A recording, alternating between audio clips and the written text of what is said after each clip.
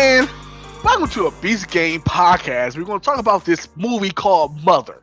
It's directed by Darren Aronofsky, written by his dumb ass, and it stars Jennifer Lawrence, Javier Bardem, and Ed Harris. The damn synopsis of this shit that I saw for 2 hours and 1 minute. A couple's relationship is tested when uninvited guests arrive at their home, disputing their tranquil existence, which is bullshit. Angry lunch.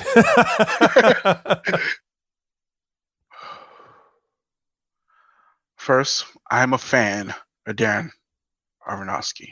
He is the king of mind fucks. Okay? He's the king of mind fucks. He did Black Swan. I like Black Swan. Very good psychological thriller. He did Requiem for a Dream. Also a very good movie. This was perhaps the worst movie to his career, and I think this could be a career killer.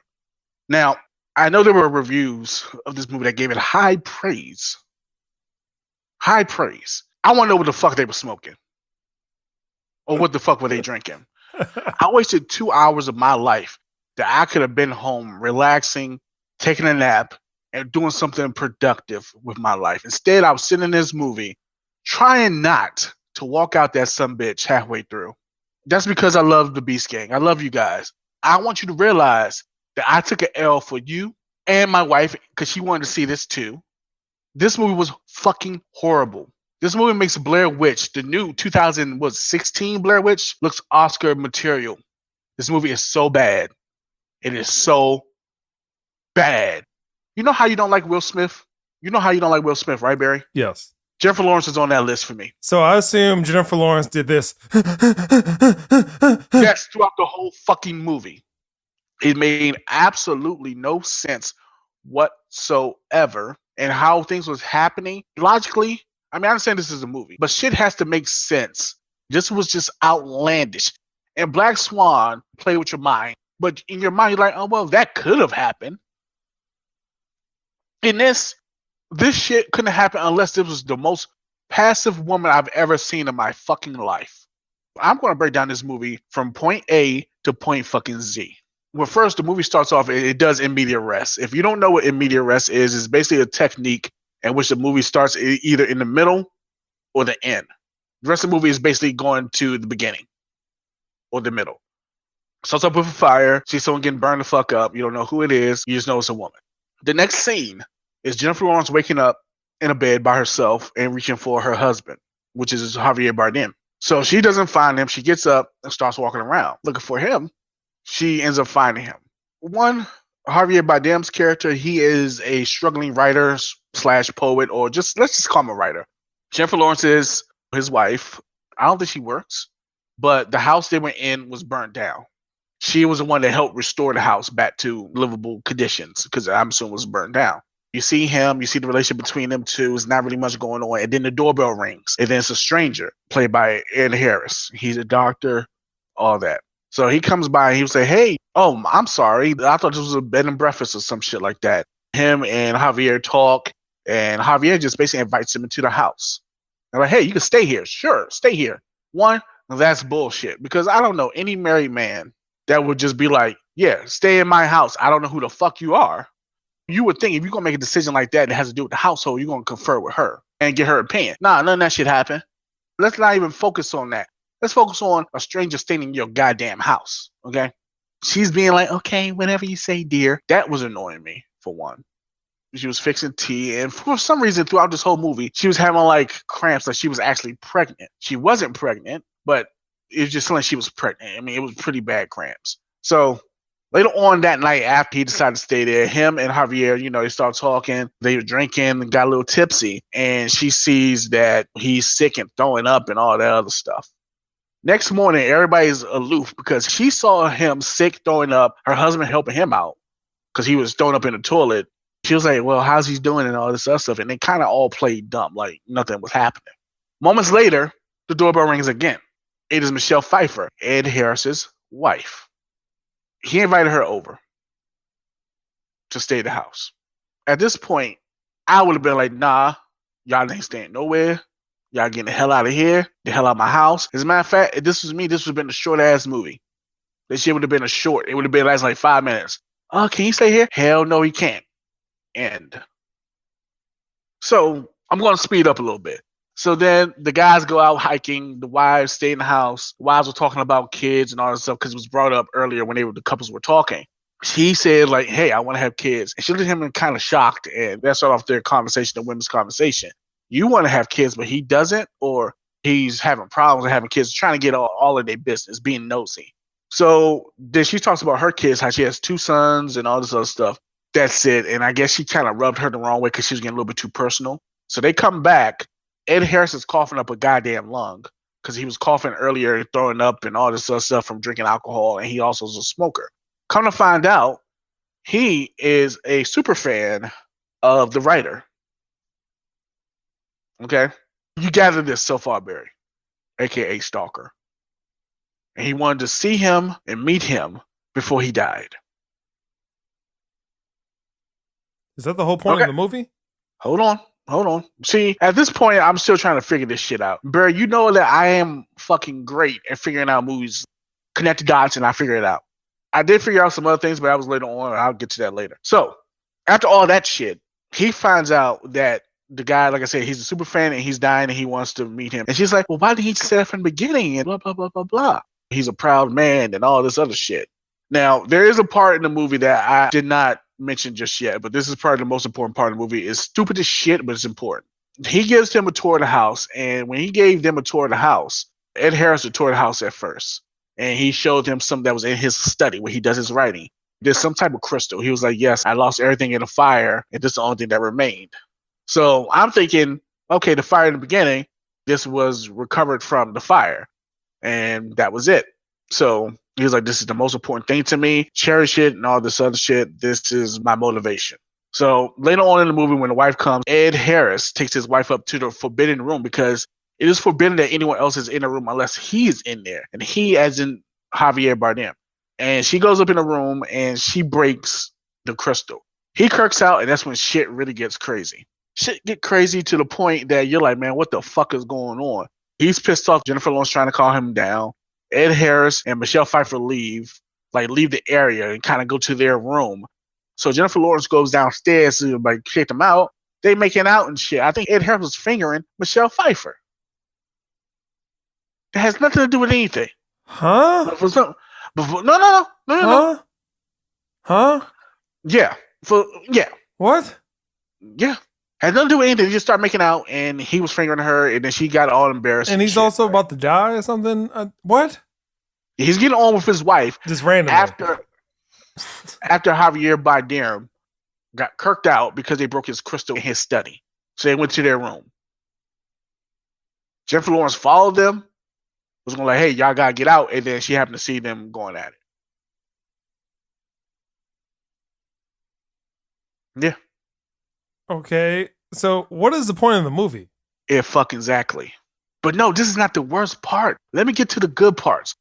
So then, remember I told you they had kids, had 2 grown-ass sons. 2 grown-ass sons come to the house looking for their dad because he signed off on a will or a trust fund or some shit. And one of the sons pissed off. Other sons kind of like calm the situation down. So they start fighting, and one of the sons killed the other son. Or knock him the fuck out. They take him to the hospital. He was there. He died. He died in the hospital. Huh? Yeah. I'm confused. So after I'm just totally confused. How you think I felt? Shit. So then, after this, he died in the hospital. They came back to the house. They were grieving and whatnot. I would say maybe a day later, Javier invited their friends and family to the house for mourning. So they had like a repast. Right? Uh-huh. So repast, guess what the repast happens? The repast happens, and then guess what? It turns into a party. Motherfuckers get drunk. People trying to fuck in their bedroom and shit. Jennifer Lawrence is like, can you please leave? What is this? That Tom Cruise movie? People were having orgies. No, I thought, to tell you the truth, I actually thought that was coming too. Okay. So at this point, I'm utterly confused, and I was seriously thinking about getting my shit and dipping. The worst movie I've ever seen. After that happened, things are getting a little bit too crazy. She gets pissed off, and then they end up kicking her out. And then he reveled in the attention. So him and Jennifer Lawrence have an argument. Like, she finally shows up and actually, like, shows some fucking gumption for herself. You don't give a fuck about me. Only you care about these people, you know, blah, blah, blah, blah, blah, and all this shit. And he's like, I like the people being around. Bring some life into this house. And da da da da da da da. And then he was like, you talk about you want to have kids, but you won't even fuck me. That's what Jennifer Lawrence said, right? Then guess what happened, Barry? They fucked. And then guess what happened, Barry? The next day, they woke up in the bed, right? Guess what Jennifer Lawrence does? What? Turns over, looks at Javier Bardem, and be like, I'm pregnant. Huh? I'm done. I don't want to hear any more about this movie. What's your score for Mother? -10. This is the worst movie I've ever seen. I wasted 2 hours of my life watching this shit. I've never been so disappointed. And the thing that disappoints me the most is that how this movie has gotten so many great reviews and it's utter trash. Utter trash. And like he is, in my opinion, one of the best at doing psychological thrillers and mind fuckery. I like to call it mind fuckery. Because I remember the first movie I saw from him was Pi. Yes, he did Pi, Requiem for a Dream. Fountain was not Black Swan. I didn't like The Fountain. I had some issues with that movie. His movies are kind of hit and miss sometimes, but you know when he hits good. Black Swan, I liked it. It was a mind fuck, but it was a reasonable mind fuck. It was a believable mind fuck. This one is just fucking stupid. It was fucking stupid. And I know there's going to be some people that be like, well, you just didn't understand it. You just didn't understand it. No, it was not about understanding the shit. It just wasn't fucking believable. It was no point. What was the purpose behind this? Read up on some shit. They talking about love and sacrifice. He could have done it a better way. This was piss poor. I am utterly pissed off. You could tell in my voice. I wasted my time. Could have been doing something productive. Sometimes, like, I love psychological thrillers. I love horror movies. I love them with a passion. But at the same time, it's also a very, very unforgiving genre. Okay? For the fans. Because, you know, I'm going to go see virtually every horror movie that comes out. And I know there's a great possibility that it's going to be horrible. Or it won't be that great. Because you know what? Horror movies are just about the excitement, and you want to go there to try to be afraid or be scared or just enjoy a movie. Or be like, damn, that was good. That made me think. But then there's people that try too damn hard. And right now, he's in try hard mode. He needs to chill the fuck out and think about what the fuck he done and come back stronger. If not, sit your ass down and don't do another movie again. Because he hadn't done a movie since that Noah movie, which wasn't that great. He needs to sit the fuck down, Barry, figure out his life, and get shit together and come back. Because this is a horrible movie. Horrible movie. I've never been so pissed off in a movie. And I thought nothing could beat Blair Witch. I was like, no way in hell nothing could beat Blair Witch. And I'm like, okay, I heard about this movie. The trailer was pretty decent. I was like, oh, man. Mother, it's going to be like some fucking Rosemary's Baby type shit. Or a something haunted going house. on with that. And it was kind of leading up to that because the way Javier Bardem was acting, it made it seem like he was kind of off. Something was wrong with him. I'm thinking this is the devil incarnate. And he's about to bang her and have a demon baby. I'm like, okay, all right. That's what I thought it would be. This movie reminds me of 5 movies. We discussed it earlier. One, it did kind of remind me of Eyes Wide Shut, right? Because I was like, all right, they're going to have all these people here. They're going to have an orgy and shit. Because there was scenes in this movie that it was like a dude was trying to hit on Jennifer Lawrence. And when she kind of turned him down, he was like, oh, you're a fucking cunt. You're a tease. And all this other shit. So I was like, oh, this is going to be some swinger shit. Okay. Wrong. Then it made me think of Secret Window with Johnny Depp. When he was writing a story. Yeah, and the story was about him, basically. Right. I'm thinking it was maybe he was writing something, his poetry, and it was coming to life. Then I thought about The Shining. The reason why I thought about The Shining was because they were in a desolate ass house, no people around. It was like a house in an open field, a writer and his wife. And he has a writer's block. I'm thinking that he was going to end up going crazy or some shit, inviting all these people over his house. So I'm like, okay, Shining. Okay, all right. I see what you're trying to do here. All right, okay. No, wrong. Then I thought about this movie called Lord of Illusions. Clive Barker, Lord of Illusions. And this one is kind of like me reaching, but this movie also had like a cult type of fanaticism. It was just out there. I didn't even get to that part of the damn movie. I need to take a break from watching horror movies for a minute. Maybe 2 days. I give this a -10.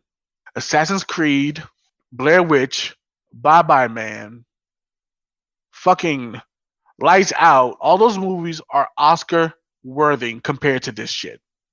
I don't care what anyone says. This movie is horrible. Do not see it. If you go see it, I suggest you drink heavily before. That's the only way that you would get some type of enjoyment from it. And Jennifer Lawrence panting all over the place, her non-acting ass. I swear to God. Assuming there's probably a lot of this.